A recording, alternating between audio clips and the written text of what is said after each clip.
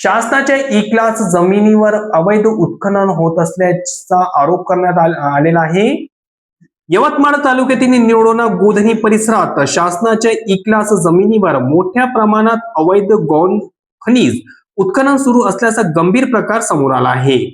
या प्रकरणामुळे महसूल विभागाच्या कार्यपद्धतीवर प्रश्नचिन्ह उपस्थित होत असून संबंधितांवर कठोर कारवाईची मागणी जोर धरत आहे.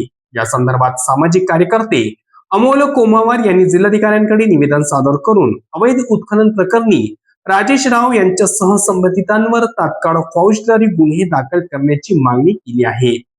निवेदनात नमूद केल्यानुसार संबंधित ठिकाणी कोणतीही वैध परवानगी नसताना मोठ्या प्रमाणात उत्खनन सुरू असून शासनाची ई क्लास जमीन पोखरून खनिजांची तस्करी केली जात असल्याचा आरोप करण्यात आला आहे. या प्रकरणात राजेश राव यांचे नाव पुढे येत असल्याचा दावा निवेदनातून करण्यात आला आहे. यामुळे शासनाचा मोठा आर्थिक तोटा होत असून पर्यावरणालाही गंभीर हानी पोहोचवत असल्याचे नमूद करण्यात आले आहे. तसेच या प्रकरणाकडे महसूल व खनिज विभागाने दुर्लक्ष केल्याचा आरोप करत संबंधित जबाबदार अधिकारी व कर्मचाऱ्यांची चौकशी करून त्यांच्यावरही कारवाई करण्यात यावी अशी मागणी करण्यात आली आहे. जर या प्रकरणात तात्काळ कारवाई झाली नाही तर आंदोलनाचा इशाराही निवेदनात देण्यात आला आहे.